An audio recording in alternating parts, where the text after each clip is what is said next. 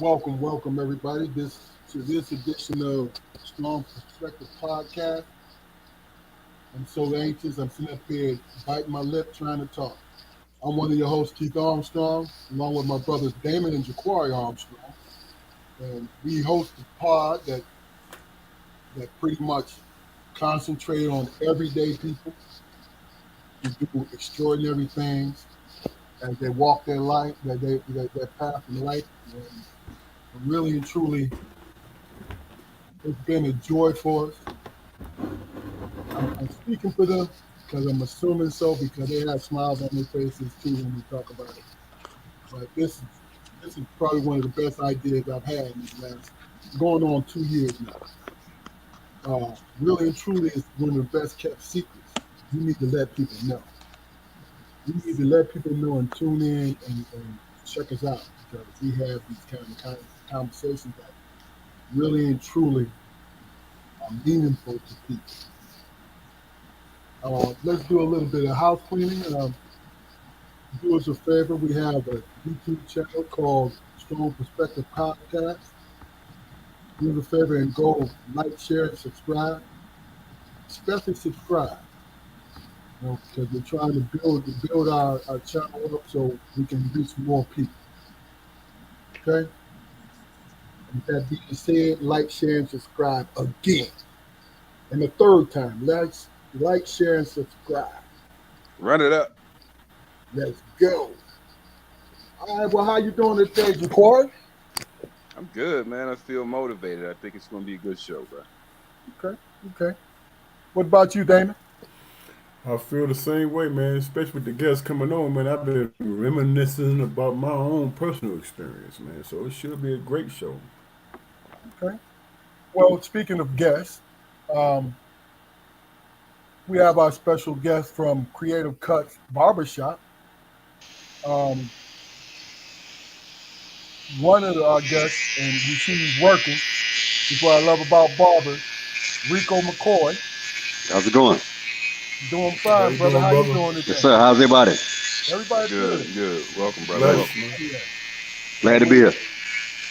We're glad to have you, man. Yeah.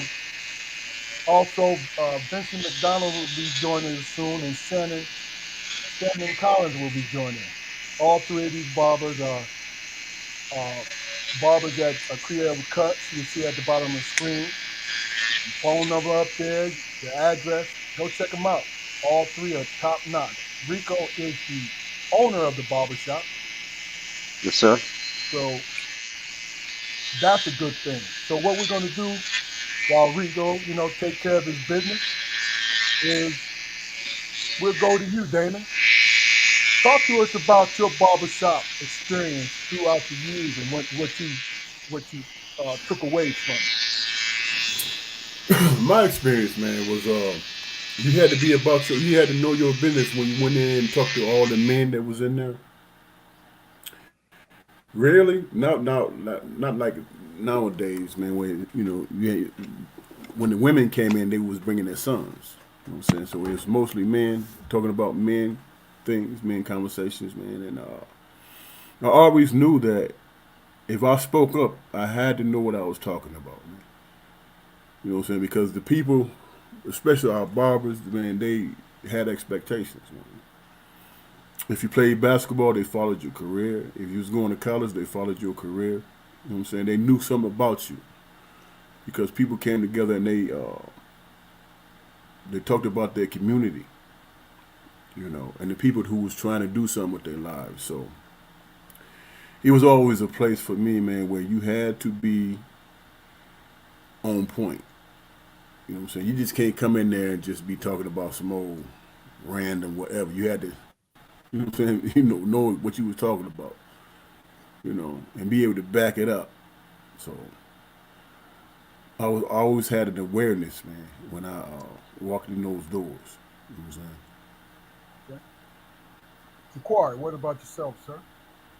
Well, the barbershop, man, always represented a place for me that a black man could go, man, and pursue equality, man, because, you know, everybody that walked through the door was definitely equal, but if you wanted to talk, if you wanted to be involved in the conversation, you had to have something useful to say. It wasn't a lot of room for a lot of a lot of misinformation or I mean because the people who frequent barbershops and the barbers themselves, man, very learned men. I mean, their world, you know, their paths cross with a lot of people, man. So they experience a lot of things. So they speak on topics like politics, religion, what's going on in the community or whatever, and they usually have their ear to the ground. So when you went inside a barbershop, there's a certain way you had to present yourself, man. This is the standard of manhood in our community, and any deviance from that, you know, usually was questioned. Whether it was accepted or not, that was left up to each individual. But you definitely had could find an opportunity, man, to say what you wanted to say, man, and and make it make sense. What did they used to say? Oh, all right, young blood, explain that, man. Hmm. Yeah. Make that make sense to us, man. What are you Make that talking make about? sense. Yeah. I think my view of it has always been because every time we went, until we were able to take ourselves, our father went with us. And when we was young boys, the word "covatus" became familiar to us Hmm. Yeah, man. because it was a simple cut, but straight to the point. You feel what I'm saying? Um, Spending that time with our dad because he always worked, but it was a funny thing when we were young. Our father had a dry sense of humor, but I started to appreciate it when we went into the barbershop because I saw him interacting with other men other than our uncles and older cousins and things like that. The things that was being said, the respect that he was giving to other men. Like my view of it was no matter how silly or how serious your conversation was, you got a chance to be heard to a certain point. And to me, that is a form of therapy. They always scream about black men don't seek therapy. I slightly disagree with that. We don't go to the doctor because we always busy working And they always find something. and always find something. But as far as therapy, we self-medicate with the drink, with the smoke. If you single with the women or whatever indulgence, you feel what I'm saying? That's therapy. Well, the polar, the the standard is always the barbershop. If you get a good one now, not all of them are good barbershops. You feel what I'm saying? Because human nature always sneaks in there. Human nature is always around. So it's some jealousies, it's this, it's that. And there's some barbers who can't cut. You know what I'm saying?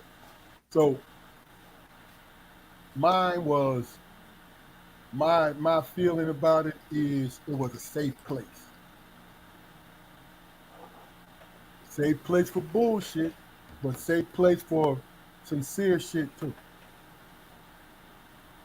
Talking sports and all that. So, you know, do you guys have any fond memories of the barber shop while we waiting for the other barbers to come on and all this? Let's start with you before. Well, I mean, just as soon as and it lasts, to this day, man.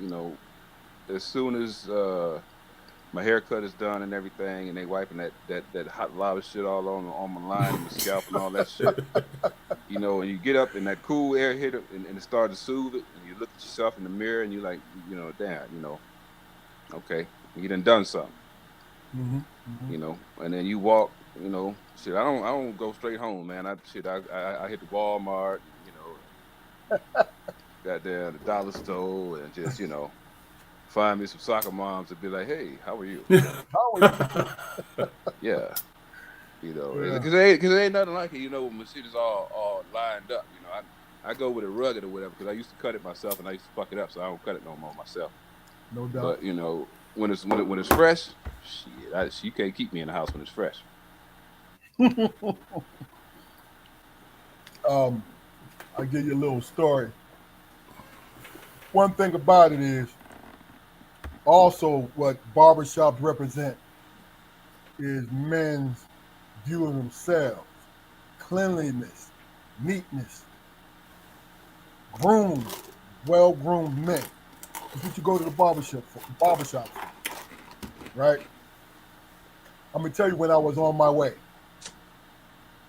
I think because Damon is a year younger than me. We went to the barbershop with our dad, and I was probably 6th grade or something like that.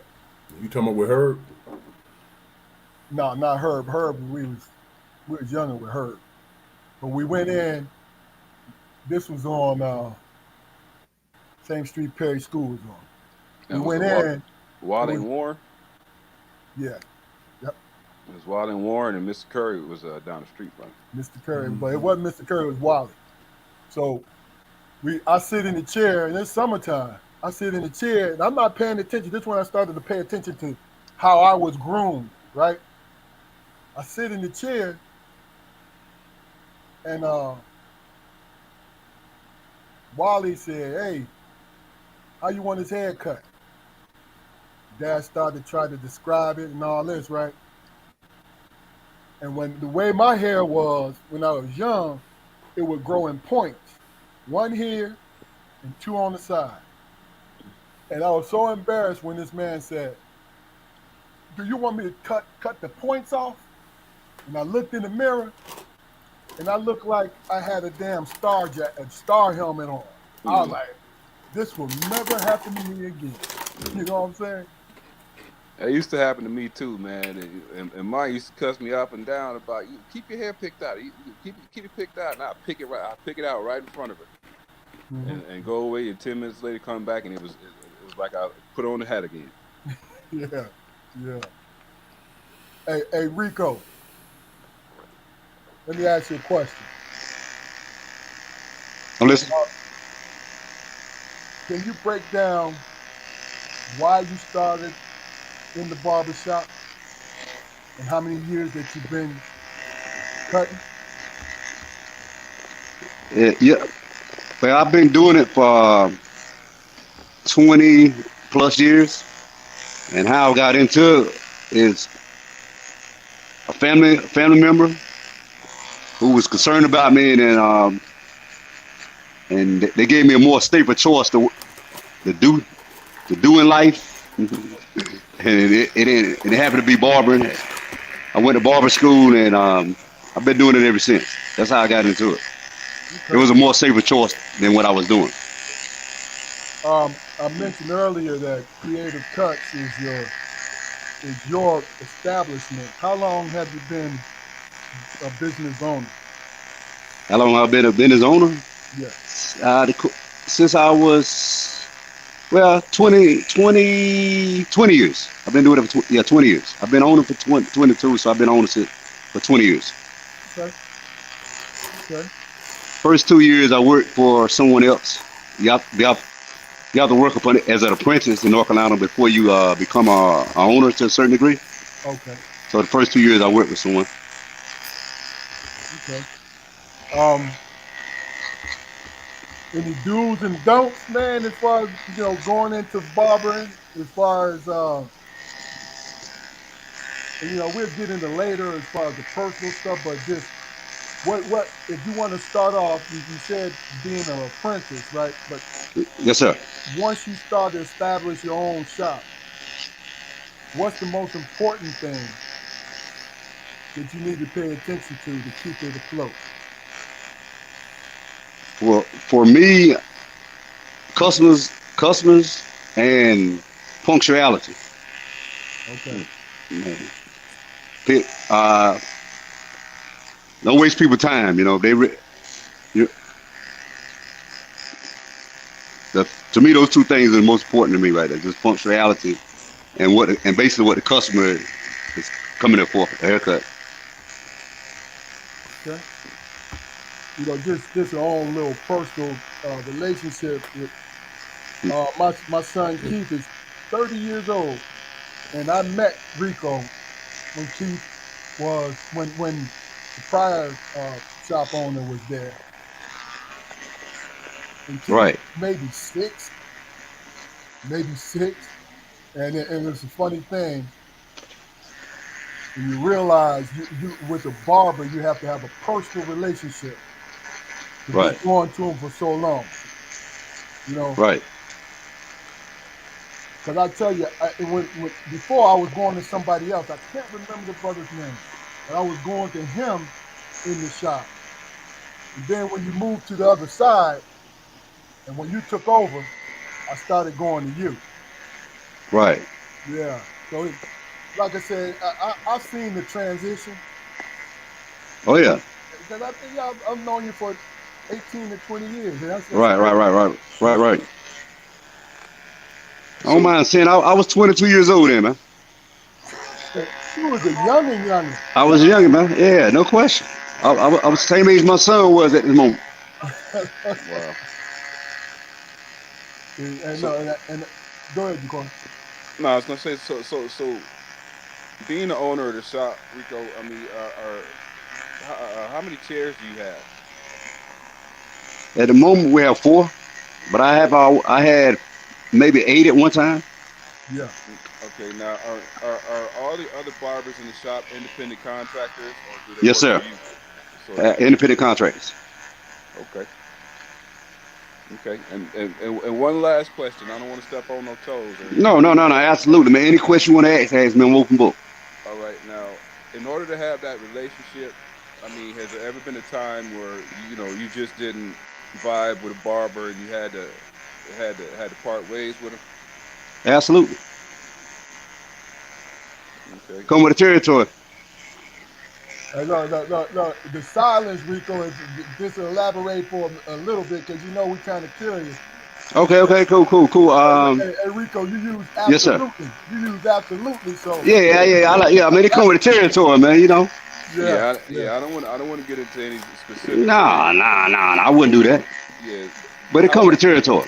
how would that process go, man? How long would it take for you to to check the vibe and see if it's gonna work or not?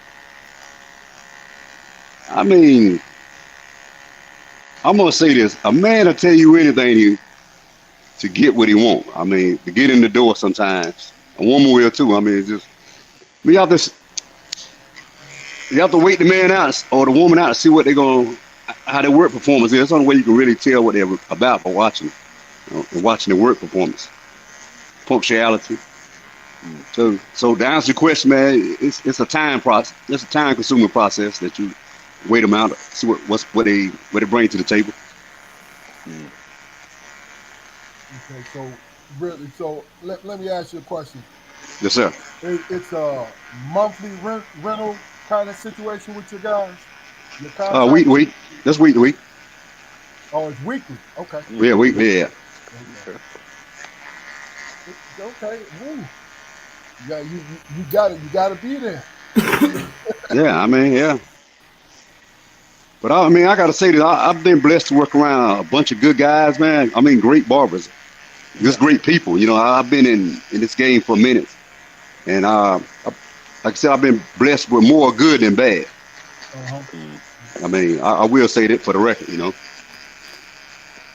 From a personal point of view, I've seen some, and this is from a good space, characters Right, coming through your barbershop. right, right, right, right, right. and we need those characters too, man. Oh yeah. They definitely. I will say this, and I hope it's the same with the characters that they were for me just like I was for them. You know, they Yeah. helped me get to where I am right now. They're whatever they did right or wrong, it still helped me to get to where I am right now today, to be the man I am today. For that, I say thank you to to any barber that has worked here, anything, because it has helped me grow as a man.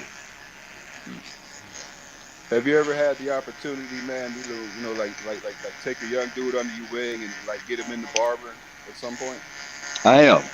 I have done it as well. I have done it maybe, let me see. I want to say I maybe help with three barbers, manage to get them off the ground and get them into a barbershop, get them into this profession. That's a hell That's of a a good thing, track man. record. Yeah. Yeah, that creates a lineage, man. It does. Oh, they do, man. It creates a DNA out here, man. Hmm. Duh, duh. So let me ask you this then,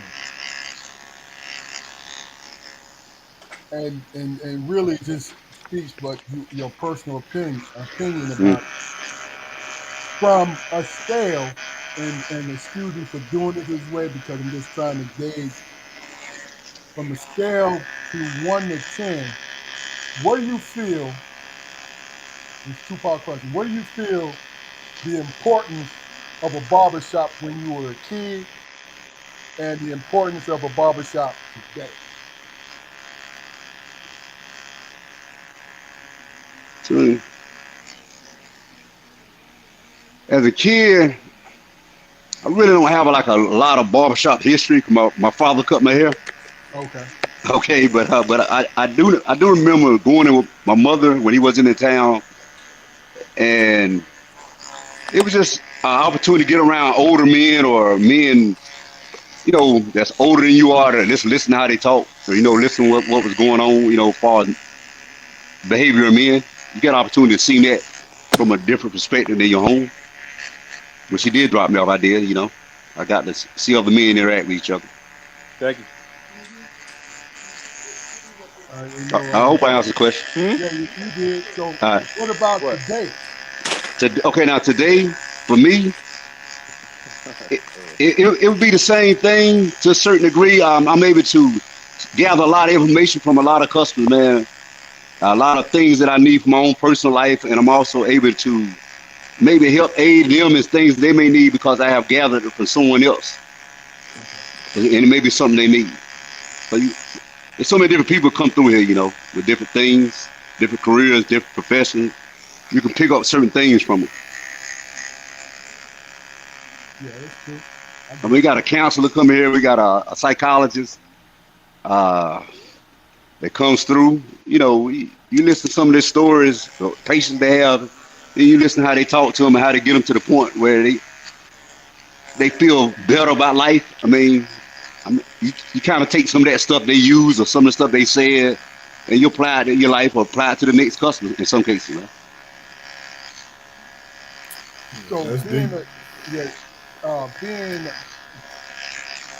were you a conversationalist prior to becoming a barber, or did you develop it as you've been doing it for your 20 plus years? Nah, I think by nature, I'm the type of guy I just rather keep to myself by nature. But this game here, you will have to interact with people in order to be successful. Okay. So the conversationalist and learning how to speak to people, I think it came from just interacting with people so long and different type of people. You learn how to listen and learn how to talk as well. Listening is key, isn't it? Yes, sir. Absolutely. You know, I can only imagine, man. The type of conversations you have while cutting hair. Yeah, we have all the different dimensions, man. Um, I think let's just break it down just a little bit. Mothers bringing their sons in. Right. are there certain rules that you and your barbers abide by when it happens that way? Like as far as decorum, how you move once a lady is present. To a certain degree, we all kind of feel customers out, and when you that sometimes when you're dealing with a female coming into a male dominant environment, you have to be very where I want you. Just be careful how you interact with her. Just you basically just let her feel comfortable. Okay. Yeah, yeah. Lead take the conversation where she carries it to. I mean, something like that. That's about it. Hey, have you ever had a situation where a woman come in and say, he won't listen to me, he won't comb his hair, he won't do none of that. How you respond to Uh, that? oh yeah, yeah. I have that as well, sir. And those are interesting things because you don't know how far the parent really wants you to go. It's true. Yeah, Those are interesting moments where they say, "CPL listen to you." yeah, Lord. Yeah, those are kind of tricky though because you don't know what a little boy has seen in his household, so you don't know what his opinion and views of mom is. Wow, that's interesting. You really don't know. You don't know what she done showed him or didn't show him. I mean, you don't know. Yeah. Okay. So when it comes to, I always refer to alpha males. You know what I mean? For lack of a better term, because really and truly, it's more or less confident people, men and women, confident in themselves and everything, right? Um, when when you have people from all walks of life come in, Right. listening to those folks and interacting has your opinion about certain things changed before? Had those kinds of conversations changed your view about what you initially began feeling? Interact with those people. Yeah, just from people from all walks of life. Right, right, right, right. I must say yes. Sometimes you have to learn why the customer does what he does or act the way he act. And sometimes once you get the story, then you understand why he or she is the way they are. Yeah, I mean, but once you realize that, then you pretty much they have opened up, allow you to understand why they are the way they are and what happened to them. I had all types of stories like this where I've learned to look at a situation, but just fall back and let the information come to you about it. You can't really say that's what it is in some cases. You have to let the information come to you, and then sometimes people just tell you what it is. that's true. That's true. I think just relating to it, you know, working in law enforcement for 30 years, what I became was an active listener Yes, sir. because you can't help it, but because you get so many life uh, narratives. But I don't want to call them stories. Because see, stories mean to me means it's made up. But you get so many life narratives, you know, Yeah. where if you do not take the time to listen, Right. you might make a mistake. You're right. And Absolutely. I think what happened with you guys is, Vincent, what's going on, brother?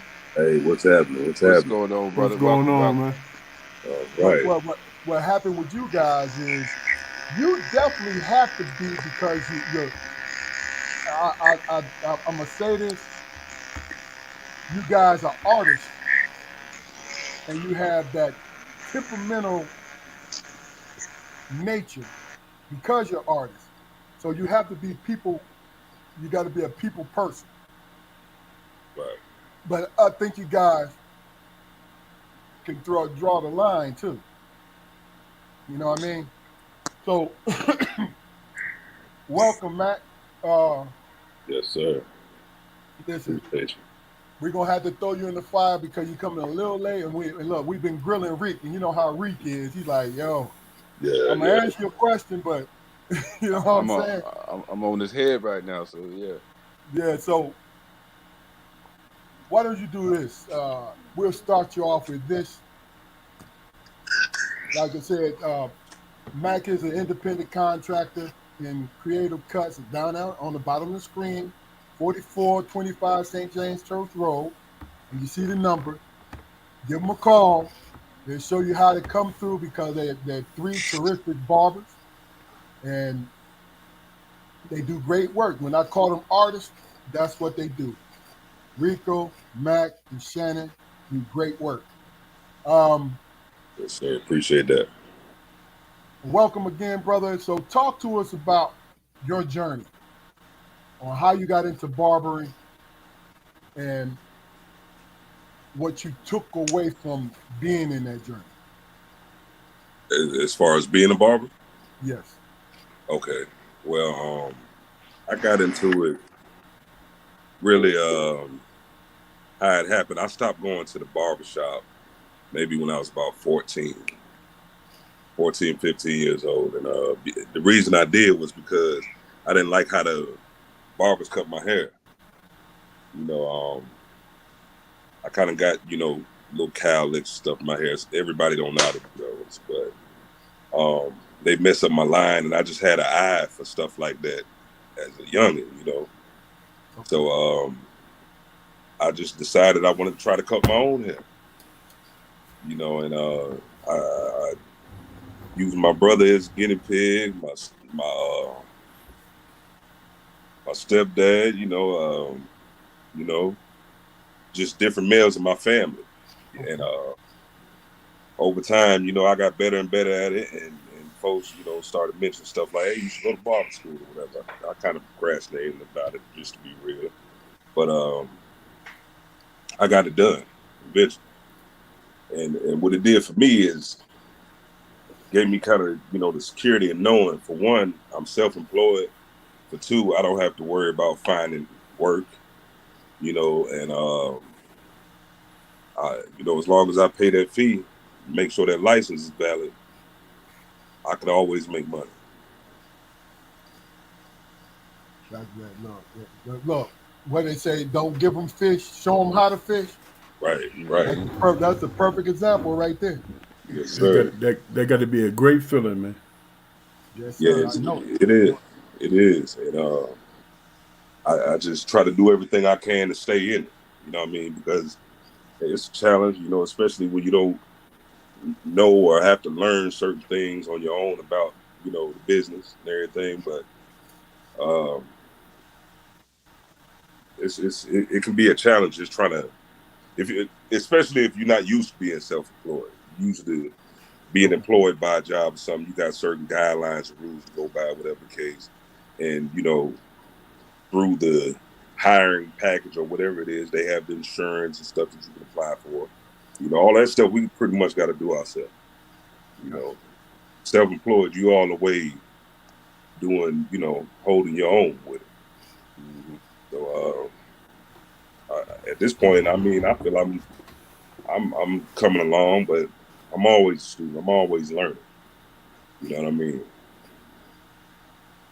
Okay, so how many years do you think you've been involved in this? Look, licensed and unlicensed. I don't know if that's giving away, dry snitching on you, but just as far as how long you been cutting?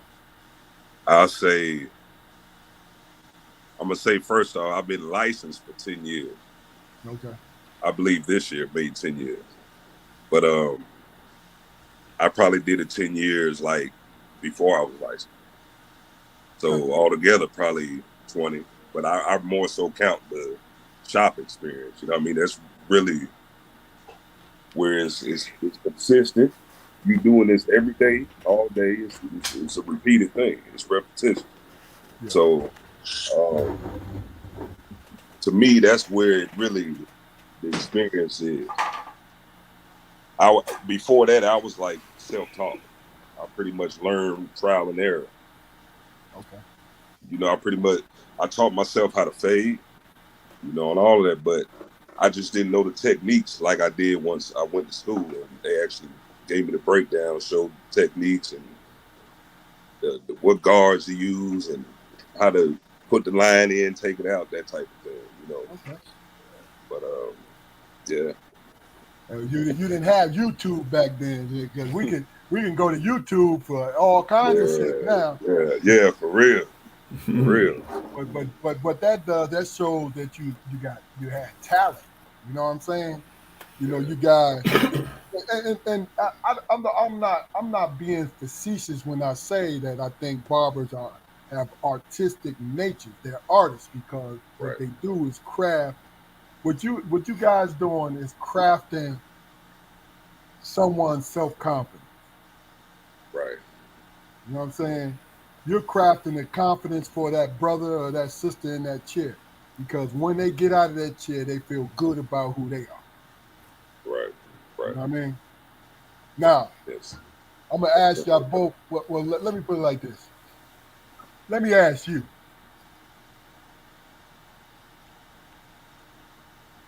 When it came to your experience, did it change anything about how you thought because of the different people that sat in your chair? Like, did it change your point of view of life by the different conversations that you had with those folks in the chair? Yeah, I'd say so. I would Can say you so. can you elaborate a little bit? I know I'm putting you on the spot, but this is one of the questions I asked Ricco. I No, you mean, good. I just mean, I feel like a natural observer, listener, and a observer. Anyway, so it's like I listen just to kind of hear what the person has to say sometimes. You know, mhm. see what kind of walk of life they come from. Like, you know, to me, I'm interested in that sometimes. Like just different people having conversations with different people. You know, I feel like we can learn. We may be able to learn from each other. I may be able to learn from them, or they may be able to learn from me. Mhm. You know. I feel that. Yes, sir. So I'm assuming that you guys love your independence. I know it's hard work for you, but you Absolutely. love your independence. Now, Absolutely. have you, Rico answered this earlier, have you helped people in the profession get on and move forward, either by advice or, you know what I mean? Yes. So Yes, what sir. what compelled you to do that? Because somebody helped you, or is it just your nature? Um, a little bit of both. You know, it's my nature, but also like, sometimes when you're in a situation of going through something, you may not be able to see it the way you need to see it, but when Okay. you got somebody on the outside looking in, they may be able to see something that you don't. You know, so one of my homeboys, we riding and talking one day, he was like, "Hey man, you ought to go sign." I may have cut his hair that day or something. He was like, "Hey man, you need to go ahead and sign up for barber school because this advertisement came on the radio." And it's just, at that particular time, it was something about when him saying that to me that I did it that same week. Went ahead and signed up. You know, and it's been on ever since. Okay. And last question, then you'll be all caught up, brother. Okay. Um, Okay. I'm trying to remember what it was I wanted to ask.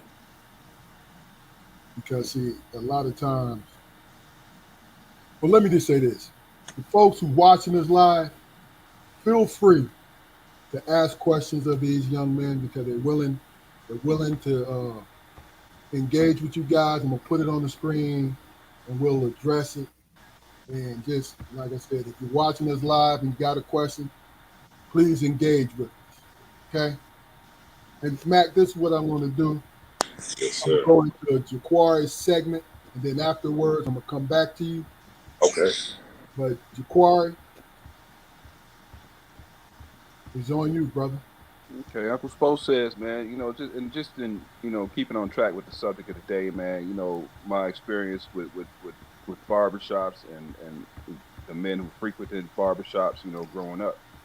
You know, as I said before, man, my experience has been, it was always a place where I could go, man, and I could interact.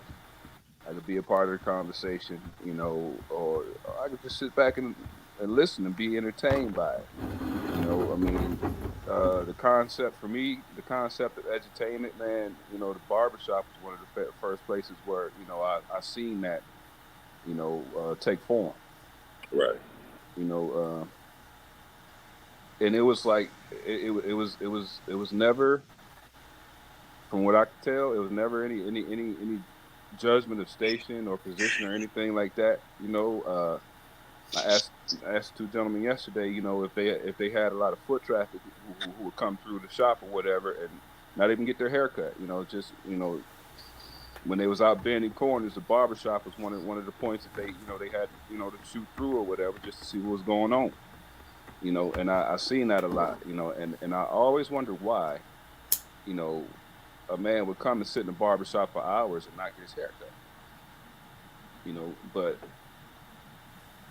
as I got older, man, I realized that, just like, along the lines of what my older brother said about therapy, man, this is a place, man, where you could come, man, and it was a safe space. Absolutely. It was a safe, it's a absolutely, it's a safe space, man. And the range of topics discussed, in a barbershop, man. I mean, you touching everything. You touching Right. everything, man. It trains you. Well, it trained me how to be sharp with it, Right. how to leave my opinions to myself if I couldn't stand on them. It taught me how to hold a room properly when I was speaking. Right. Because you know Mr. Curry, that when the man who used to cut my hair, man, he had he had a presence. You do? He had a presence, and he had expectations, and my father had a high respect for that man. So I was definitely exposed to why my father had a high respect for that man, and he held our father in high regard too. So I got into the habit of stop and pass. Whenever I was around, Perry School or whatever, I always stop past, stuck my head and go, "Hey, Mr. Curry, how you doing?" "Oh, I'm good, little John. How you doing?" Be safe. And that was my connection to that part of town. You know, Right.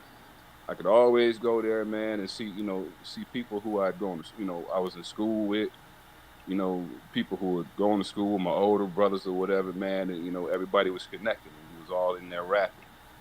Sometimes, he had 4 chairs, no, 3 chairs, so many seats or whatever. But sometimes you go in there and it was dudes standing up, Right. dudes standing up. You know, the concept of waiting for hours for your barber to get done. Yeah. You know, that's loyalty, man. That's respect. And Most and definitely. at the barbershop, growing up, that's where some of those things in me were honed, man. So I've always loved the atmosphere, man. I always loved the atmosphere. Right. Right. But that's what Uncle Poe says. Okay. All right, well, let me ask this, man, because let's really get into it. And then this is for you and Angel Quarry. Then let's get to a couple subjects. Okay. Okay. And really and truly, you and Rico, we're curious to hear you guys. take on these things Okay. because you got so many people sitting in the chair. So you get a wider range of opinions, and you have your own. And really, I'm just trying to really want to take the temperature of it. Donald Trump, right? Whether you dislike him or like him, the thing about it is he has, in his 4 years, really 8 years, he has stoked the fires of people uh, taking sides against one another, right? Do you think that whether January 6th, did he try to create a revolution and take over the country with them storming the Capitol? We'll start with you, Matt. With me? Yeah, yeah, but if you plead the fifth, we understand. This ain't a Senate hearing, but we understand if you don't want to throw the politics in there. But this just to gauge, this is what you think. Mm. You said, did he create a? What was that? Did you think they were trying to form a coup to take over the country, January 6th? This is the kind of stuff we talk about in the barbershop. So Right, these right. are the kind of questions I'm throwing up. Hey, All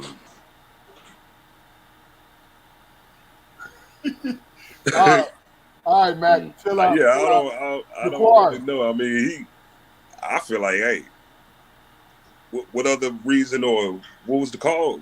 Like, what was the reason for it? You know what I'm saying? Yeah, yeah. I think they're trying to make up for it by they keep indicting him for shit. You know what I mean? He jaywalked, then they did a federal. They charged him federally for that shit. Yeah. But let's start with Damon, and you'll see what I'm talking about, Matt, because Damon is our resident political pundit. Okay. So tell me what you think about that, bro. He absolutely incited the insurrection. Man. That was his main purpose because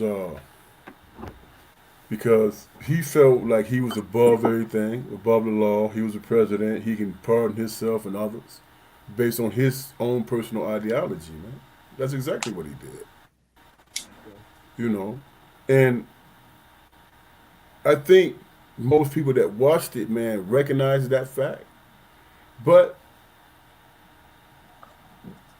it speaks to who they are, you know what I'm saying, and what they truly represent. You know what I'm saying? If you got somebody that's brave enough to be a racist, then it's going to incite other people to do the same. You know what I'm saying? That's exactly what it was. Ain't no sense in missing words about it. You know, Right. they went up there with guns and ropes, and they took a noose. Right. They took a noose. Now you know, if you present a noose to a black person, that's a felony. Yeah. You understand what I'm saying? That's a Absolutely. felony. Yeah. These people took a noose to the Capitol to hang the vice president, man. Wow. You know what I'm saying? It wasn't, as much as they want to, they can say it was all symbolic. If they'd have got a hold of Pence, you think they would have hung him? They I probably think would I think they would have roughed him. You know what I'm saying? I think they'd have put the rope around his neck. You know what I'm saying? So to answer your question, was the intention there? Yes, it was. Because if you look at the backstory, what they say, he was sitting back watching it. Yeah. He didn't intervene. He didn't stop. He didn't do anything when those police were getting attacked. When that woman got shot. Think about that. She was part of the insurrection, man. But when that woman got shot, you know what I'm saying? Right. He could have came and said, "All right, man, enough is enough. A life was lost. A woman, life was lost. Y'all need to scale it back, man, and move on for anybody else to for before anybody else get harmed." He didn't Right. do that. Okay. You know Okay. what I'm saying? He didn't do that. So yeah, absolutely, that was intentional. He did that on purpose, man. Mm-hmm. Uh, Rico, you with us? We'll ask him when he comes back. He probably go. Can you hear me? Yeah, yeah, yeah. So All right, cool, cool. what's your opinion? What's the question? Was Donald Trump what now? Was he trying to? Well, they call it an insurrection. And the definition of an insurrection is revolution. So, do you think Donald Trump was trying to pull a coup on the United States of America?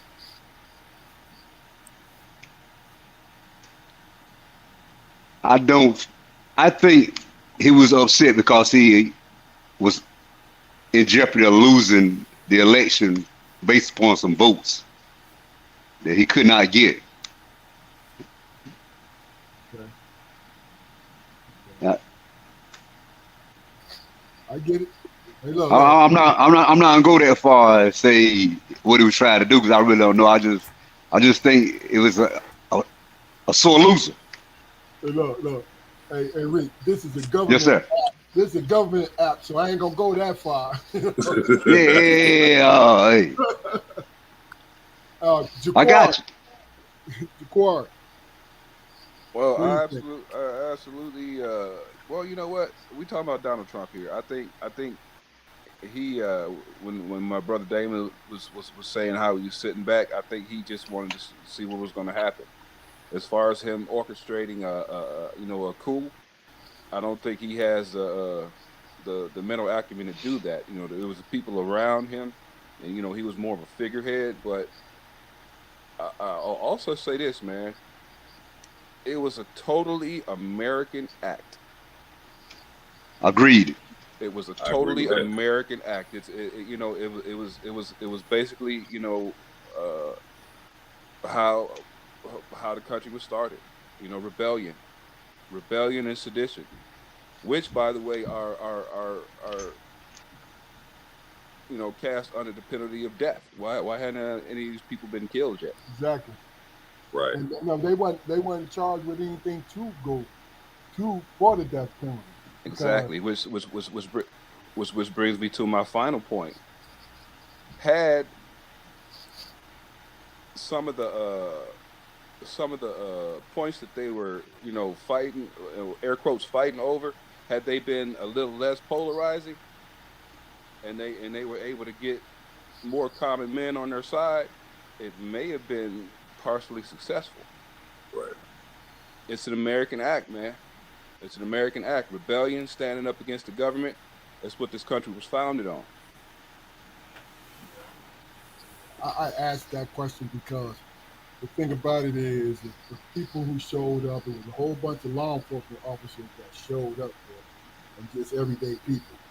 And the thing about it is you are hurt and you guys are not where your community is not even close to where our community is as a whole.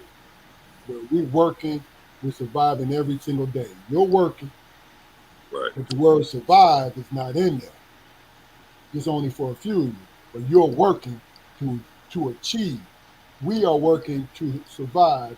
And I say that loosely because you getting your dander up for what this man is saying, and this man is doing it to you. He's gaslighting. Man, let me tell you, we saw 4 years of the best gaslighting Hmm, hmm, hmm. Hmm. ever. I No ain't matter. look. I ain't say nothing but foolishness, man. You know what I'm saying? Right, Because Yeah, right, right, right. likewise, bro. But see, Yeah. here's my point though. Mhm. Isn't gaslighting foolish? Like, yo, Yes, sir. I'm coming to you. You did me wrong. Well, I don't know how I did you wrong. I don't like your tone of voice. Why you hollering at me? You know what I'm saying? Oh yeah. Oh, you know, Yo, I will say it's this, man. here's the thing that got me, man. I mean, out of the whole interaction, here's the thing that got me. When that officer shot that woman through the door, right? He killed her, right? Now imagine this. Now imagine if that was a black crowd that did that, right? They wouldn't have made it up the stairs. They wouldn't have made up the stairs. What I'm saying, if they would have got to that point and that woman got killed, who was a part of what they were doing, right? Yeah. Every prosecutor in the country would have charged every person there with the murder of that woman. Mm-hmm. You feel what Wow. I'm saying? And They I would have say, all. It would have been no lesser charges or nothing. They when that woman got killed by that person, they would have blamed that mob for her death. mm, I will You know say what I'm this, saying? man. If you was a black man in the DMV on January 6th and you wasn't sitting on your iron, you's a goddamn fool. Yeah. I mean, because times are just too unpredictable, man. I, They're I, just I, too unpredictable. I, and the one thing that I did notice is the people with her stopped, but other people climbed over her, even though they knew she was shot. They did not stop. They kept going. Most people they don't pay attention to that. Those people stepped over this woman after witnessing her get shot. Yeah, the people beside her was outraged, so they wanted to push forward further. But then there was other people who came up and was stepping over her to get into that building. Now you know, in 100 years, that woman is going to be martyred. I guarantee you that. It depends on who's in charge. Mm. I think. All right. Next question. Damon, you boy, you be yanking that cord out all the time, don't you? But look, Hey man, don't be dry. hey, Hey man, that's my hey, business, man, man. you dry snitching. Shut up. Look, hey, next question. And Mac, I'm not gonna start with you, but I know you got it. I know you got an opinion about it. So I'm gonna let my brothers, and then you guys can come afterwards, right? Okay, okay. By the folks and your experience, Jaquari and Damon, but by the folks sitting in you guys' chair, you gauging it over the years. What is the man's role in our communities? The man's role in relationships, in your opinion, and we'll start with you, Jaquari. Well, I mean, we spoke about it. Well, I tried to speak about it a little bit yesterday about and the situation I posed was, well, the question I posed was, why are black men fighting black female evolution? And it sparked, a semi heated debate or whatever, because a lot of, a couple of guys didn't really understand, what I meant by that question. Uh, it's rough, man. I mean, to pinpoint one thing, it's really not at this point. It wouldn't do us any good. All right, You no, know, no, no. You're right. That's a broad question. Let me put it this way: in your heart, if you can make it so, what is the man's role in our community? I mean, I fought. I'm conservative. So shit, and I'm traditional, man. So me, I, the breadwinner, the protector of the home. The hell, the king of the castle when I'm right. But also having the flexibility for discussion, man. You know, it's relationships in any home, man, not just black home, are should be, in my opinion, should be formless. They should be like an amoeba, man, and absorb the things that's going to push it forward, and expel the things that's going to hold it in place. It's Okay, always got to change. gotcha. It's always got to change, man. We as black men, the world has an expectation for us to be leaders in innovation and in entertainment and all sorts of worldly things or whatever. But so much turmoil is created in our houses. Whether it be from outside or inside, man. We've lost that over the years. The world. I said it before. The world doesn't look for us for innovations, positive innovations anymore. It's just fuckery. That and that instability, man, is spilled over into the home. So as far as growth goes, man, we're concentrating on if it's a good home, we're concentrating on the growth of our children, but we refuse to let go of the stagnation. Everybody's got to grow in the home, man, in order for it to prosper. Everyone. Agreed. Damon. What is a No, man's no, no. role? Hey, before you speak, we know you're very knowledgeable. Hit a home run so we can get to these guys. Because I know you straight to the point. In other words, keep it short and sweet. Yes, sir. Here's the thing, man. If you're a single man, your role is to be the best you that you could be, man. You know what I'm saying? And don't deviate from that. You know what I'm saying? Meet that goal, that long and short term goal that you set for yourself. Don't allow the world to knock you off your square, man, because that's what the world do, especially if you're a black man.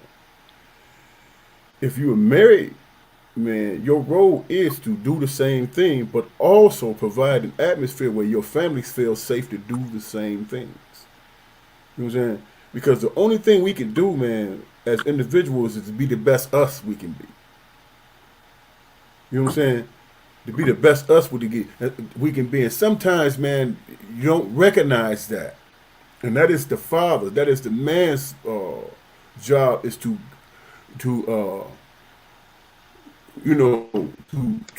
shine on. I mean, let your wife and your offspring know that, hey, look here, you don't have to be anybody else but yourself, and that's what the world's need. That's what the world need, because you have a purpose. You know what I'm saying? Don't deviate from that. Don't deviate from your purpose, even if you pass or fail. Sometimes you have to fail to recognize that this is the path I need to go in. But the man's job is to make sure that it is a safe atmosphere for your family to be the best individual person that they are. You know what I'm saying? And then you and you convince them, you drill in their head that the world has to conform to you being your best self. You don't have to conform to the world being something that you're not, because you're going to always fail in that regard if you're trying to live life outside of yourself, if that makes sense. Okay. Yeah. Okay. Ricco, Yes, sir. what's your opinion, bro? Yeah, if you would, man, just allow me to holler at Mr. Mack here, one of the greatest barbers in Wake County here, too. What's up, man? I got to holler at you, bro. What's up with you, bro? What's going on? What's up with you, bro? What's up with you? Yes, sir. I'm good, man. One of the greatest, y'all. Oh, yeah. Okay, Right. answer the question. Appreciate that, bro. Yes, sir. I think, piggyback on what he just said, you have to present the best you when you're in leadership, in a family, and as well as a single man. I add to it, you just don't want to never lose your courage. You want to keep evolving, keep leading, and make sure the people around you don't lose their courage to keep changing and growing with the family. Absolutely. That's real. Okay. Yeah. Great answer, man. Matt, Yes, sir. so what do you think?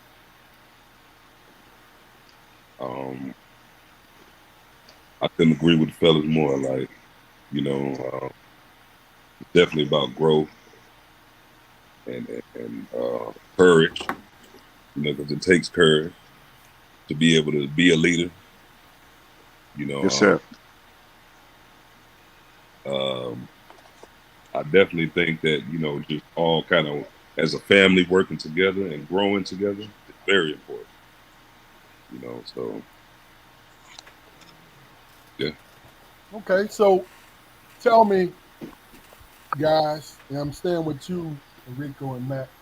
If a woman comes into your barbershop with her son and she's on, and this is the extreme, ladies and gentlemen. So this don't happen every day for these men, but I want them to give us the full spectrum of their experience. A woman comes in and you can tell that she's been hurt by the things that she says. You know, why black men this and why black men that and why black men hold us down and different things like why don't black men step up? How do you feel? No, how would you handle that? Just through your experience of people sitting in the chair and different things like that. Mac, we'll come with you, bro. Feel like you know, first off, I'm gonna listen to hear what they got to say about it, and you know, that may and just let them know that may have been your experience, but everybody's not that way, you know. Okay, so if you feel like, and I'm gonna change it up a little bit, you feel like she's attacking you because you're convenient. How would you handle it? Her being a customer, your customer, you're cutting her son's hair. Okay. So how would you, as a professional, and it's just as a man, handle that?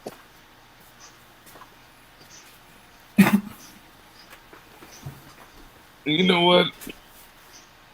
I don't, as a professional, I mean, it really kind of depends on how heated it may get, you know. Okay. And that depends on how I'm gonna handle it, you know. Because I feel like if it get too crazy, I don't have to really service you with this extraness. You know what I'm saying? Okay. Okay. So basically, I imagine what I imagine you would do is hit him with the Barry White voice and no, sister, I'm on your side. They good. Hey, I mean, you know that works sometimes. You know, I can sometimes calm folks down a little bit. No doubt. No doubt. Because I'm naturally, I say, a laid back person, and just that vibe and hearing how I make approach the situation, you know, sometimes calm. Okay. Rico. Yes, sir.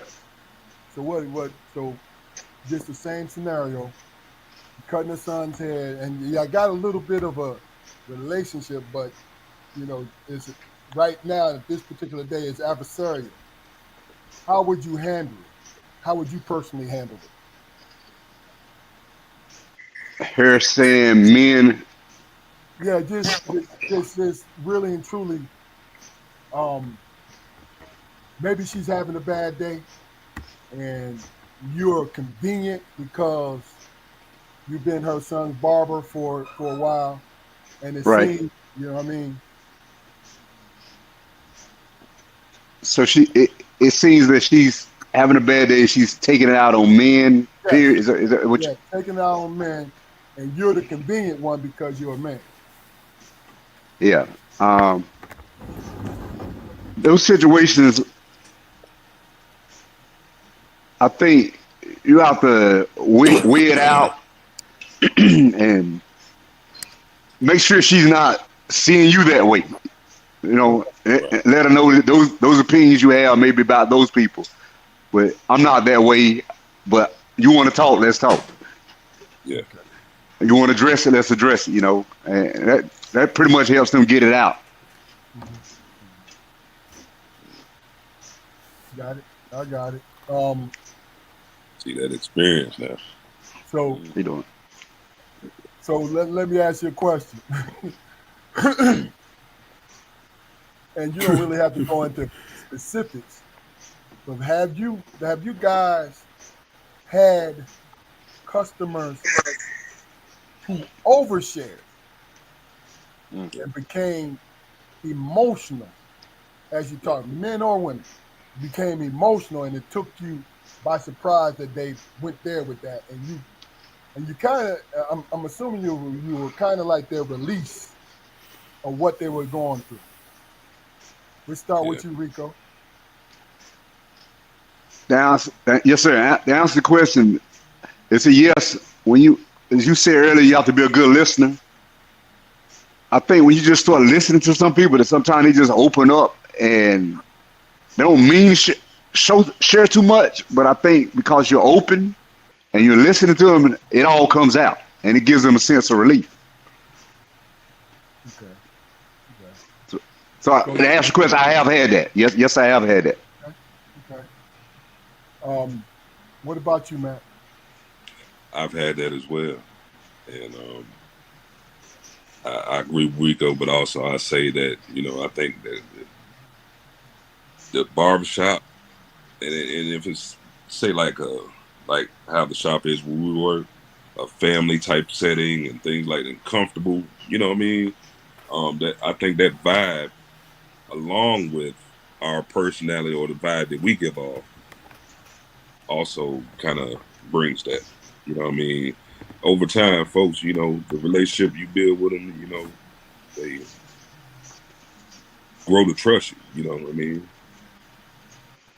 And then know that you, especially if you give them a listening ear, like they'll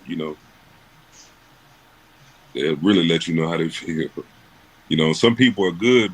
Some people are better at venting to people they aren't as close to as family. Sometimes Gotcha. I've noticed that. Versus a family member, they may feel like they can't talk to their family like that, but will come to the barbershop and talk to their barber. Gotcha. Okay, Jaquari, Damon, y'all have anything that y'all want to ask? Well, I just want to respond, man. If a female come into a barbershop, man, and it's all men in there, and they come with that controversy, as I'm trying to understand the question, they come in with that controversy. The first thing I see is that big ass monkey wrench on their back. You know what I'm saying? You're trying to throw a monkey wrench in a situation where it's all men who come to be themselves and be comfortable. What's your motivation? Right. Why would you come into a room full of men with drama? You know what I'm saying? That can potentially. What if a brother hear all that and say, "Hey, all right, man, I'm gonna holler at y'all later, man. I get my hair cut tomorrow." You know what I'm saying? But to be fair, when she's in a room full of people that she's been around, and I'm not speaking for women, I'm just responding to what you're saying. She's reaching out for help, even if it's a sharp. I think even if it's a sharp tone to it, because if she's reacting to Mac and Rico, in which she had a relationship with, and she's being condescending and things like that, deep down, I think she's asking them, help this make sense to me. And like I said, I might be reaching, you know what I mean? Because look, me personally, and really and truly, is a good point, Fluke. I don't assume that the barbershop is my safe place. You know what I mean? Because there's some men in there with sensitive personalities too. You feel what I'm saying? I'm not gonna say female because no, it's not about the gender. It's sensitive personalities that don't want to show weakness, but be getting butt hurt if somebody hurt their feelings. You feel what I'm saying? Yeah. But go ahead and finish, Luke, because like I said, I agree with you. I just wanted to throw that in there.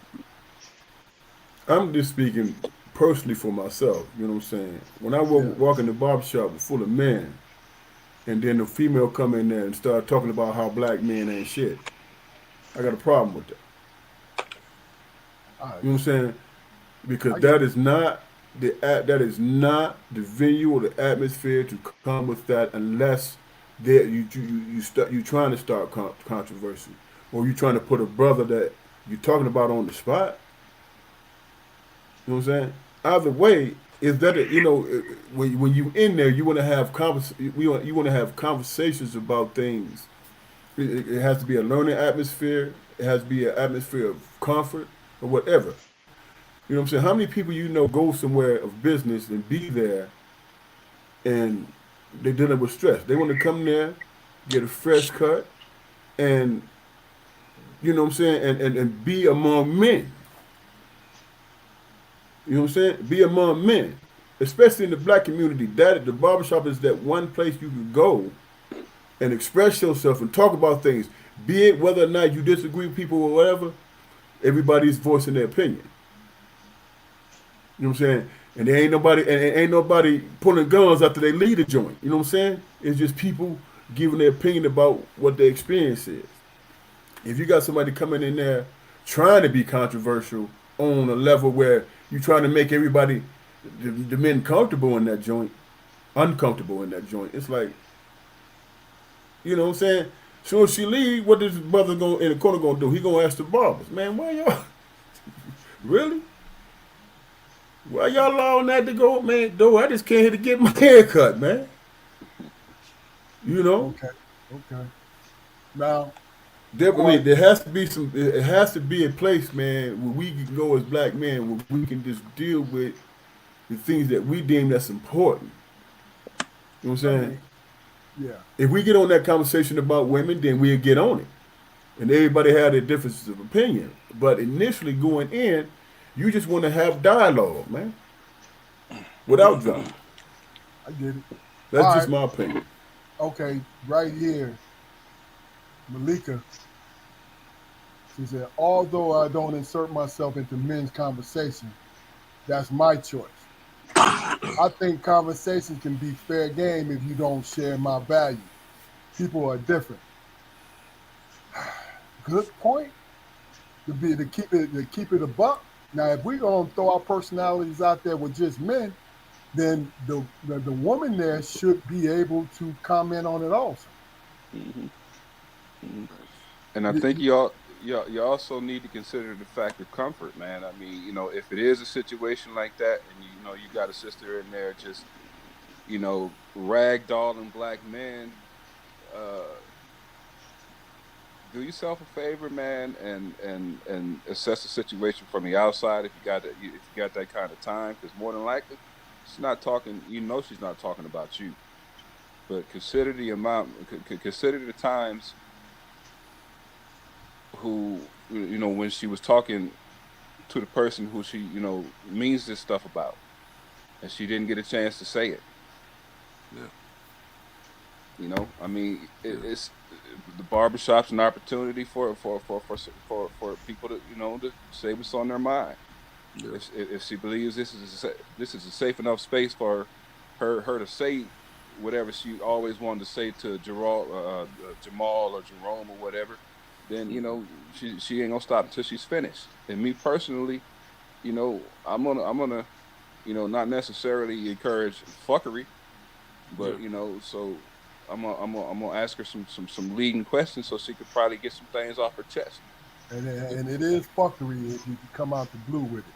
Yeah, Yeah, because I'm not interested in I'm not interested in gossip or anything like that. This woman has brought a young black male into an environment where she trusts me evidently enough to share some intimate shit about. You know what I mean? So, like I said, I know I didn't do it. It's not about me, and this is a place where we can discuss things. right. Now if depending on how far it goes, I will ask her. What's your goal with this interaction with me? Do you want to solve something? Do you want to get something off your chest? I'm I'm doing the best I can to facilitate. But I ain't no whipping post now. These men, they not no whipping posts. And that's kind of why I asked Magnum, because Mac and Rico are professionals in what they do. And I was kind of curious about how they would handle it. But then you said earlier today, Mac, when I saw you, you said you have nothing to do with that person's choice Right. as somebody to be with. Oh, absolutely. Yeah, like if you choose a person that's gonna abuse you physically, mentally, emotionally, however, you know what I mean, that was your choice. You know what I mean? And I feel like a lot of people have to be accountable for that, because it's like you're gonna carry it into the next relationship, and that new guy is gonna have to deal with all the stuff this old guy did, but you chose it. Mhm. So hey, Okay. Is it worth trying to hold the person to self accountability though? I mean, is in the span of time that you have their attention. now, like as I was saying before, like more than likely, I mean, thankfully I haven't had to deal with that, not that I can remember, but more than likely I'm gonna listen. You know what I mean? I probably won't say much. I'll let them go ahead and get it out. Hmm. Then Hmm. I Yeah. may ask a question or respond, or, based off of, the information I get or what I'm able to gather from, excuse me, how she's vented. You know, Mhm. that's normally how I do with my clients. I let them, go ahead and, speak and get out whatever they need to get out. And I just kind of, you know, feel the vibe out. But some people just may want you to listen. Some people don't want you to respond. They just, need to listen and hear. You know what I mean? So, Mac and Rico, this is something that we put upon you purposely because you have so many people in your chairs. Yes, sir. So you guys have soaked up so much um, personality traits. Y'all soak it in, right? So I'm gonna ask a couple generalized questions. That's why I asked you earlier, were you guys influenced by the years of barbering? So just a couple generalized questions. If you were to give advice to a young man about relationships, what are two things you would tell them?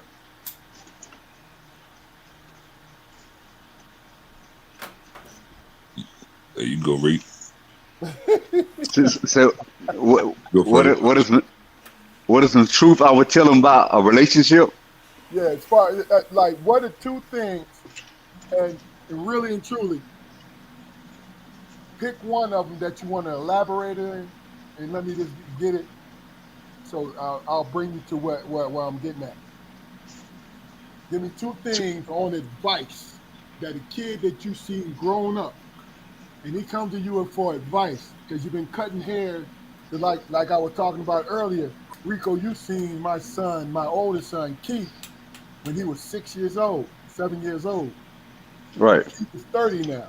You seen Carson when Carson was 5. You see what I'm right. saying? So when it's a kid that you have that kind of relationship with and they ask you dating advice, what are two things you would want them to concentrate on? First thing, be themselves. Work on yourself. Get yourself right. The second thing is be patient with the person that you're trying to get to know. Don't be in a rush to get to know them. Be patient about it to get to know them. Those are my two things. Okay. elaborate on one of them because All they right. were good points, but get the one that you're more comfortable with. Tell us about why you would give them that advice. Okay. All right. The one I want to elaborate on is working on yourself. I think in a relationship, the best way to start out is making sure that you are the best version of yourself. No one can beat you being you. And I personally believe you get the man right, you can get a few things around the man correct. Okay. And that, for me, that's the number one thing for us into a relationship.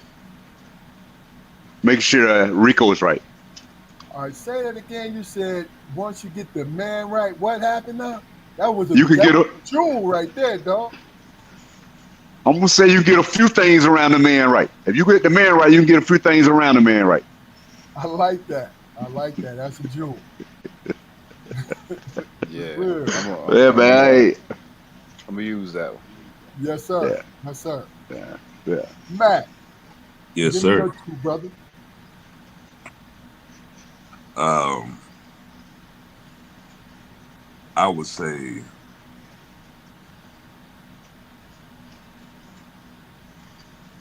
I would agree with Rico and say that Matt, be the best stop, version of stop, yourself. stop, stop, stop. I'm not gonna let you do that. Okay. Pick your own, brother. No, because Oh, I okay. know. Because we done Okay. had too many conversations, man. Come on, talk to us, Yeah. man. Okay. I feel like it's about growth and balance. You know what I mean? That's what I'm Um, talking about, man. That's what I'm talking about. Yes, sir. I, Yes, sir. I feel like it's about growth and balance. Like, um, to elaborate on I mean, growth is very important.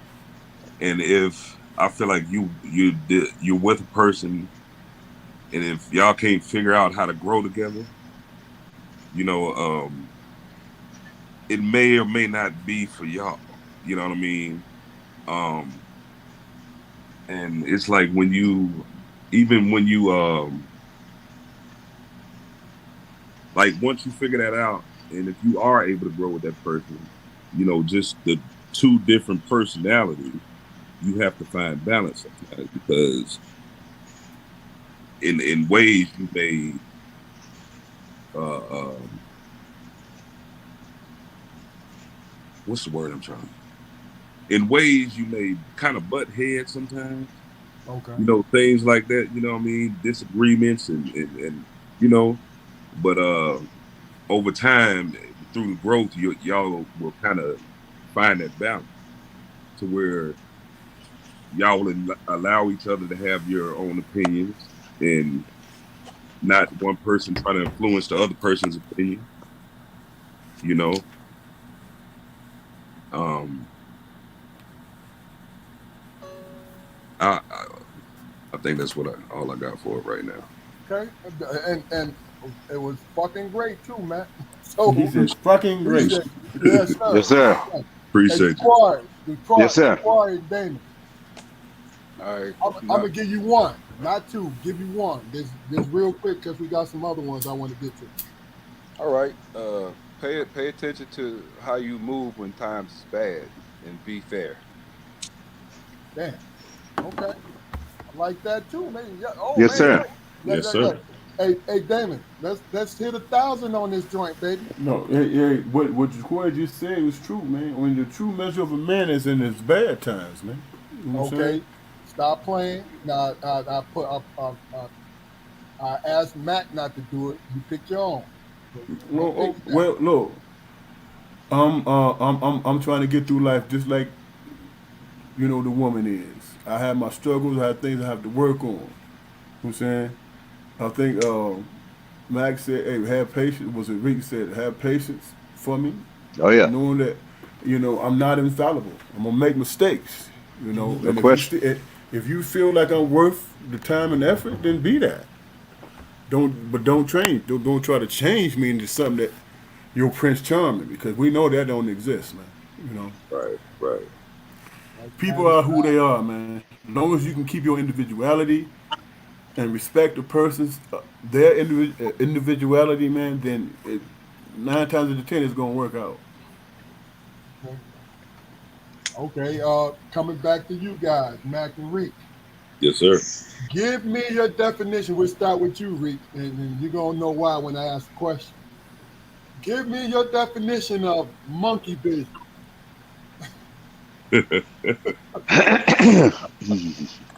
Okay, okay. I mean, You talking about? You talking about? You talking uh, about? You talking about No, internet no, porn? no. Rico, that's yeah, one of his favorite terms. So I want him to okay. explain it. Monkey business. All right. Monkey So, business. so this monkey business thing, for me, it's twofold. It's like someone come with some comedy and someone come with some foolishness.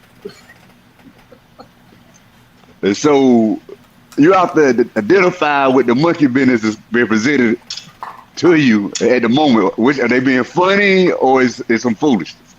Got you. Got I mean, because sometimes it be some good comedy in the barbershop. I mean, it's just be some real funny stuff. And the person that bring it may just bring that type of business with them every time they come, and it's hilarious when they come. You know it. you. And then you have Yeah, some that come with we have the a few. foolishness. They may have the foolishness with them, and you got to be prepared for that too, because that's that monkey business too. It's not going to make you laugh. It's going to pretty much test how you going to respond to it. Hey, I got a good one, man. Hey, Oh, can I interject for a minute, Key? yeah, go I ahead. got a good one, man. I just got home. I just got home. My daddy just got off work, and he was sitting on the floor, tired as hell. And I said, "Hey, Pop, man, why you looking like that, man?" And he looked at me like, looking like what? Like I don't feel like being fucked with right now, man. Mm. He cut straight to the chase, didn't Yeah. he? You Oh know what I'm yeah, saying? Hey, I was for the pick and play. He was like, "Hey, man, I ain't with that." No, You know what he I'm used, saying? he used to say it to us all the time. I'm not to be fucked with. I'm not to be fucked with. Hey, look, yes sir. our dad was a deliberate dude. He could be mean, but one of the kindest human beings out there, right? But when he said I'm Right. not to be fucked with, that was real. You know what Yeah. I'm saying? Hey, That's what's up, man. he was a cowboy, man. Yeah, He was a yeah. cowboy, man. That's when I learned when a man tell you to leave him alone. Leave That's what he him, mean. leave him What he said. alone. Oh, that means something when you hear that. That means something. Yeah. Mac, what Hey, does it mean to you, brother? Um, and you want my own? Yeah. I mean, look, you look, you done heard it many times, and you used it many times. So what do you think? Man, like just people just doing things how they want to do things, man. Like you know what I mean? They don't care nothing about how nobody feel about it or nothing.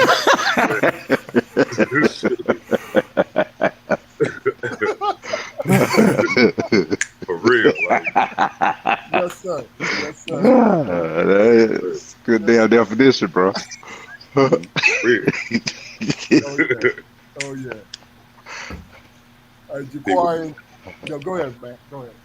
no, I was just saying, folks doing things how they want to do things. Mhm. And normally, my response to that is, I'm gonna do things how I'm gonna do Yeah. things. Yes, sir. Hey, Jaquari and Fluke, I'm not gonna ask you that question because I can tell that Jaquari talking about porn and shit. Oh, he No, didn't know what I was talking about. monkey business. Y'all call it y'all call it monkey business. I call it jackassery. Jackassery. Yeah, jackassery. Yes, sir. Look, I tell you, my dad probably was one of the when he was being serious, probably one of the funniest human beings you ever want to meet. Right? Uh, we was youngins, man, And Damon, he just got off of work, so he was asleep on the couch. So I knew not to mess with that man when he was asleep because he worked nights, right? Yeah. So me and Damon, we sit down, we're trying to watch television because there was only one TV in the house. So we sitting there trying to watch television, and Damon was just laughing about something, right? And I said, Luke, be quiet. I said it twice. Be quiet. John is asleep, right? He kept doing it. So I said it a second time, and Luke was still laughing about whatever. Then my dad, he opened one eye. He had one eye closed and one eye open. And he looked, he said, "That's all right, Keith. And your brother wake up and he got my foot up his ass." He said, "When you wake up on the operating table, we got my foot up his ass. You don't know you should have been the fuck quiet." But look, what was so messed up about it, that shit was so funny. We laughed for half an hour straight. He got up and went to bed. He's like, "That's some silly ass kids." Yes, But sir. that's the thing about it was, just on a personal note, our dad was a serious man, and our mom, right? But they always showed their sense of humor. It wasn't just some one-sided thing. They were always, we were always laughing about something. You know what I'm saying?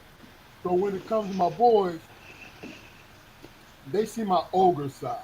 You know what I mean? Because somebody got to be the bad guy. My dad used to say it all the time. I told you this shit before, Rick.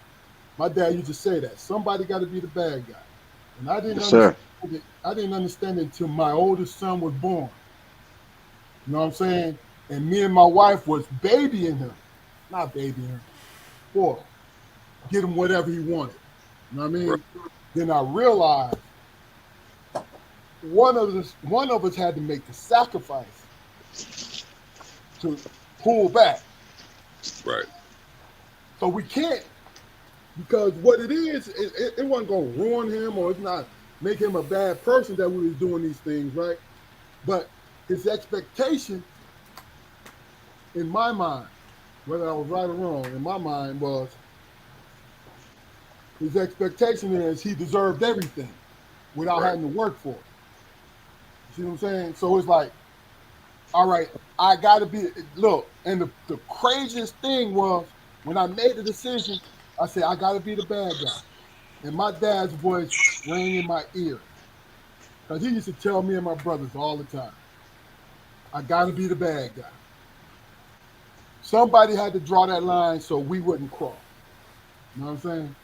Right. And it's a funny thing, because like we'll sit up here and reminisce and laugh, but it was the truth. You know what my response was to that? But goddamn, can you share that with the other two brothers, man? Hey, hold on. Don't you say that Can shit. you share that with everybody? Because when you was fucking up, guess what?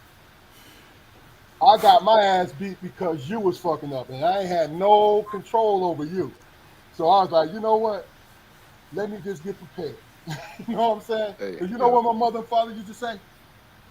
You the oldest. Oh You man, needed I to done stop. caught that so many times. Yes, sir. Yeah. Yes, sir. And I see, look, I ain't getting none of them ass kickers because I seen them getting them ass kickers, so I ain't never get caught doing nothing. So it was a purpose behind it. Right. All right, I got a couple more questions, guys. Then I'm gonna let you go. Okay. We'll just choose one thing.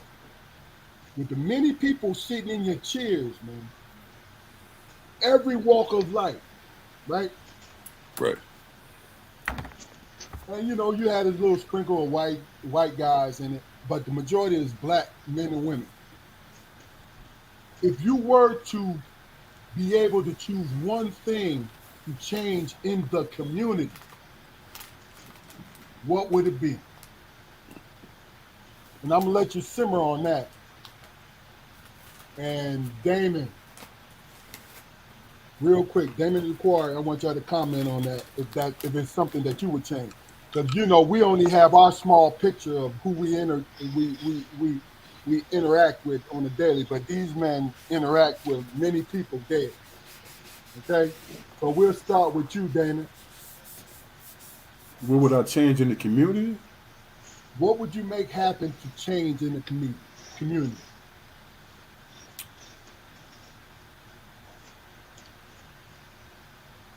I don't know. I mean, as far as I think, man, that everything that each individual person go through, man, is their maturation process, man. It helps them to be a better themselves. Okay, but no, I'm asking you. What would change? What would I change about Yeah, myself? yeah. No. If you had the power to make a change in the community, what would it be? If I had the power to make a change in the community, I would. I think I would make sure that we as a people are more independent, self-reliant. We depend on each other. Damn, good point, bro. You know what I'm saying? Go ahead. Because the world that we live, man, it's a bartering system, man. If you got something to trade, then they deal with you with respect. If you don't, Mm, you know what I'm saying, you basically are undesirable. You know. Yeah, yeah. Yeah. So yeah. That, that's what I would change. Damn, man. Shit. If I that's could snap, I got old fingers, so I can't snap no more. But that's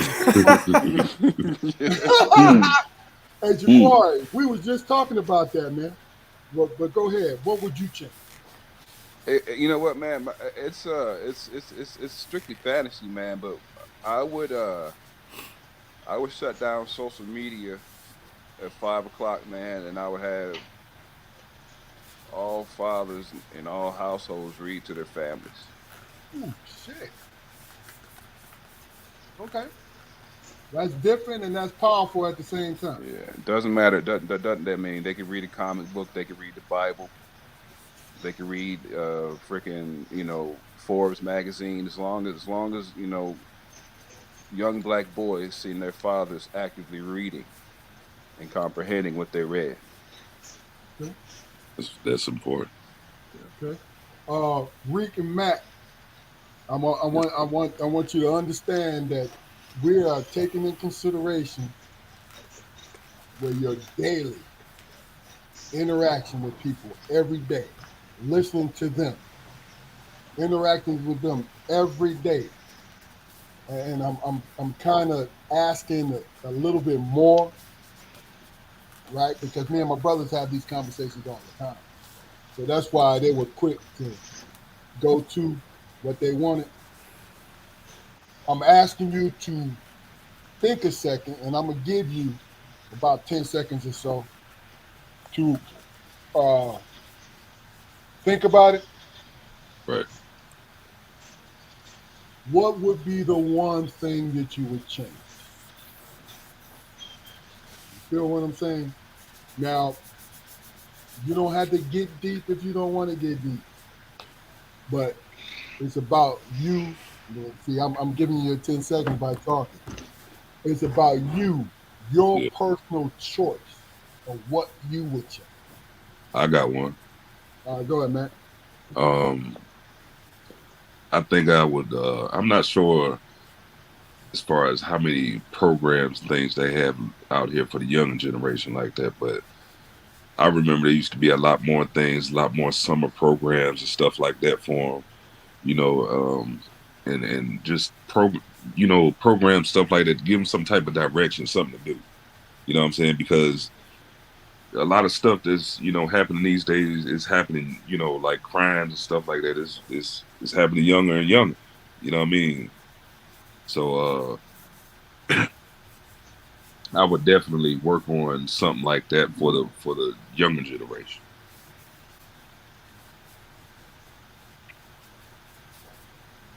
Okay, my fault. Great answer, man. Okay. It's all good. Appreciate it. Rico, Yes, sir. what about yourself, Uh, sir? I, I'm gonna go with how we validate masculinity in each other. Oh shit. Okay. Okay. Get into it, brother. You know. I mean, based based upon the community you from, sometimes masculinity can be seen a, a one way. You go to a different community, and masculinity is seen this way. And I think we got to get a better start on putting a man on the path on what masculinity look like from the beginning, right? When he's a younger man. Wow. Okay. Okay. So Rick, Yes, sir. if you want to, what is your idea of masculinity? And I'm asking this to the other three also. What is your idea of masculinity? The things that the core things that you stand on, the things that make you who you are, Okay.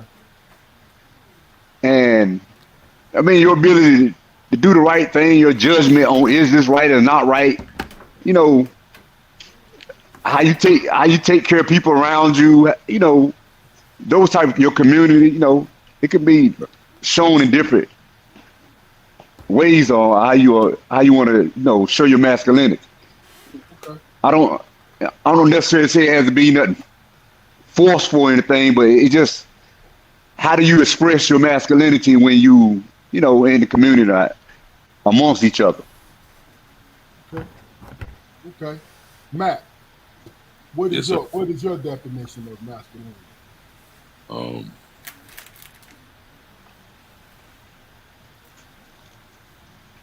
my definition of masculinity is, I'm trying to think about this before I say it. All right, do you need to think about it because I can go to somebody else? Yeah. I need to, because I want to choose my words. I got you. Damon.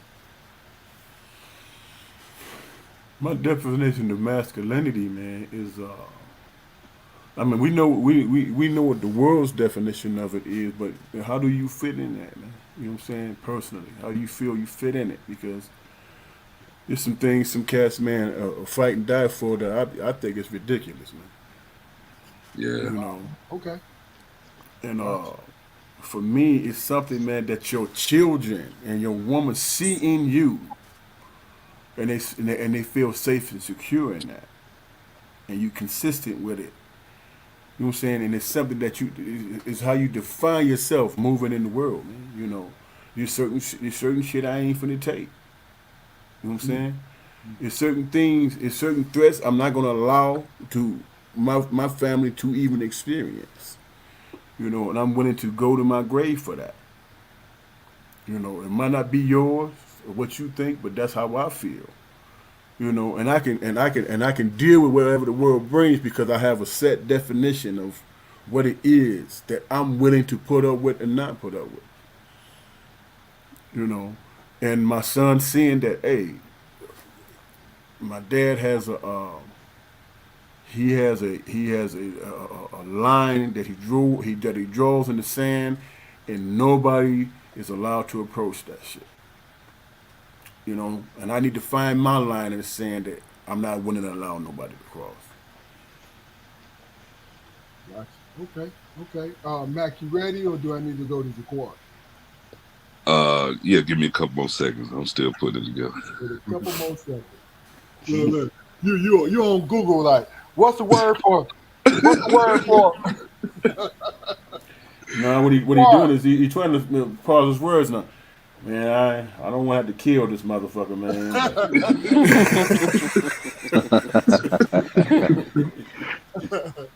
He trying to Quad. make that sound good. Yeah. Yeah. Quad, what's up? To me, man, masculinity is your ability to regulate yourself. You know, is your adaptability, man. Sometimes you got to be an animal. Sometimes you got to be water. You know, both are equally strong, but one is immovable in some cases, and the other is it forms to everything. You take examples of like examples of hyper masculinity, like some aspects of being an alpha male or whatever. Those traits are like hyper inflated to the point where society accepts would accept a certain sect of that section of that society to face punch as a first fucking option. But a person, a man that's a truly masculine man understands that face punching is always an option. Right. There's several steps that you're supposed to, and I would say required by nature to go through before you get into anything physical. Masculinity, man, is modeling right behavior with no apology. Gotcha. Damn, You boy. know, it's my claim to fame. I'm a gentleman to everybody. I hold doors. You know what I mean? I hold doors for men sometimes. For me, it doesn't frustrate me that a man will walk through a door that I'm holding. It frustrates me that he don't do it in turn. Gotcha. But do I address that? No, I can't address that because it's necessary for the people around us, men, women, and children, to see that example.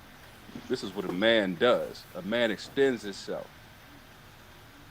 A masculine man understands that service is the root of what a man is. Mm, And that's it. okay. Matt. When I think of masculinity, I think of like a warrior, a leader. You know, a man of value. Um, um, I, I just had it. Dang. No, um, you good, man. Shit, you on the roll right now, dog. yeah, like I feel like it. It's kind of like unapolog. Hold on. How am I trying to Un- unapologetically. unapologetically being that example? No You know what I'm doubt. saying? That's a Uh, good point, though, Matt. That's a good point. Yes, and sir. you know, that's it for me. Yeah. Okay. Well, this one of the questions I'm gonna answer too, because I have to. The way that I see things, you know, masculinity for all of us, the five of us on here, had its evolution because we get, and I mean this not in a very condescending way, we get the white version of masculinity. Right. A hunter with the spear in your hand, ooga, ooga, ooga. You feel what I'm saying? Right? And I started there. And then I realized that when I understood that I could be a violent man, that it wasn't enough. That wasn't enough to identify who I was. Right. See, the fact that I evolved into being a violent man, but still was able to keep my core personality, which is wanting peace. And what I ended up doing was realizing the truest form for me of masculinity is knowing what you can do and what you don't do and not proving it to nobody unless you have to. That's my definition of it. Damon, this is your segment, brother. Once you're done, we are going to in this episode, which you guys have thrown out some gems. You hear me? Remember to like, share, and subscribe. I shit. These gentlemen did a terrific job. You see at the bottom of the screen the name of the barbershop, the address of the barbershop, and the phone number. Three great barbers. Agreed. Let's go. Thank you. Thank you. Sir. Damon, it's on you. Tomorrow was my grandbaby's birthday. A second. She'd be 2 tomorrow. Happy birthday, grandniece. Love you, baby. Happy Happy birthday. Happy birthday, honey. And I was with her today, man, all day today, and I would challenge her on different things, man, and she just blows my mind, man. This child know her shapes, she know her colors, she can count up to 50, recognize the damn numbers. It's just mind blowing the things that she know at 2 damn years old, man. Unbelievable. And that's and she can talk. She articulates herself. And Armstrong. Go ahead. As I was watching her, I was thinking to myself, man, I have to take care of myself better, man. Because I need to be around long enough to make sure nobody messes with that. That she does not, that nobody makes her feel like she's diminished, weak, or any of that. That she will continue to learn and grow and be strong until I'm not on this earth anymore. And I'm willing to protect that with my life, man. And I was thinking, how many of us feel that way about ours, man? And it's, and I was thinking about that. I was like, damn, man, how far have we moved away from having that kind of love and compassion for each other? And I think us to a man and woman have to ask ourselves that question.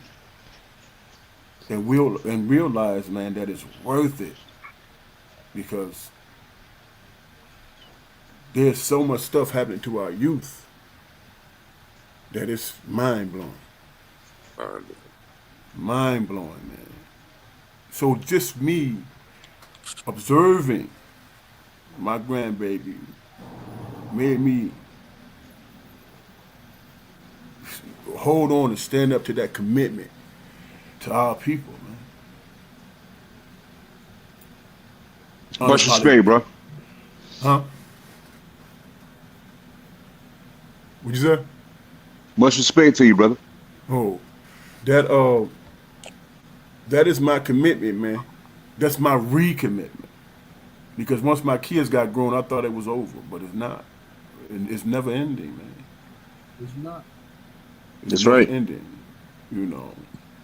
So I imagine, man, what y'all brothers, man, see on a daily basis, man. I know y'all, the subjects that y'all hear, man, covers the whole broad spectrum, man.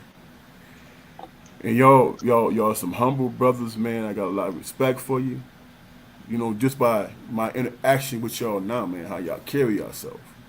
And I know y'all done heard everything.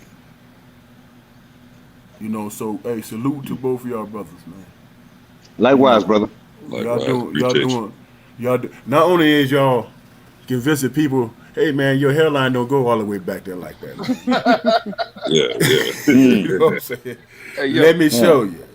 Hey, Not hey, only are y'all making people look good, man, y'all people's therapists too, man. Hey, Fluke. Real Hey, talk. They probably had to tell the dude, "Hey man, look, your mustache ain't gonna never connect with your beard, bro." Okay, Hey, listen, I be go wanting to ahead, say let me. it so bad, bro. Yeah, go ahead, go ahead, let me clean it up right for you. Yes, sir. Yes, Listen, sir.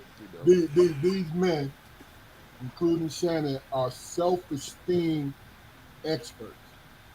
I've been trying to think of a good way to put that because once you create your art on somebody's head or their beard, you boost their self-esteem. Yes, sir. What it is. Yep. Yes, sir. Yes, sir. Yep. You know what I'm saying? Um, Yes, sir. great job, Luke. Uh, Yes.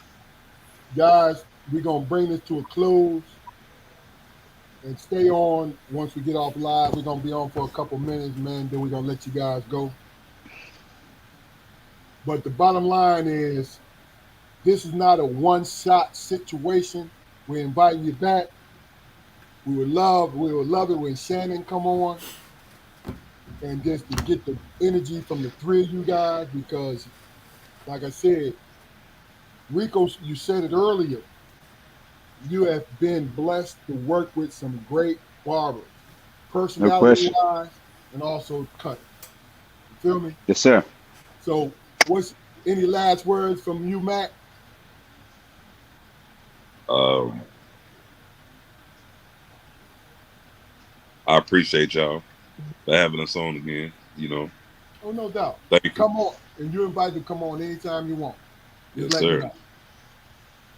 And Yes, sir. Rico, this your first time, Yes, sir. and I'm not gonna It's- throw the virginity cherry situation into it, but you did a great damn job. Man, thank you, man. It's been my pleasure. So you look confused when I said that. I didn't want No, you not no. I enjoy watching y'all guys, man. It's like it, it's a pleasure being on here with you. You yeah, know, it's amazing to me. I mean, I'm gonna go back and look at it. no doubt, no doubt. Yeah. Yeah. Damon, Kawhi, any last words? hey man, I thank you, gentlemen, for your time. I value your time, and I look forward to the next time. Peace. Yes, Yes. sir. Thank Yeah, Hey, Thank you. thank you. what he said. All right. you. Hey, stay on, guys. Appreciate y'all fellas, man. Hey, look, this All strong right. perspective podcast. We on YouTube. We're live every Friday at 7:30 on Facebook and YouTube. Go to our channel. It's the best kept. I want to cuss. It's the best fucking. I'm gonna cuss. It's the best kept fucking secret out there Yes, because sir. we have everyday people on our situation. You get to hear gems. You get to hear insight. You get to hear lives more personable to you. And this ain't no shade on them celebrities, but more personal to you because we are everyday people. Period. Yeah. All right. This is Strong Yes, Perspective sir. Podcast. Go to our joint, like, share, and subscribe. We out of here. Peace. Peace.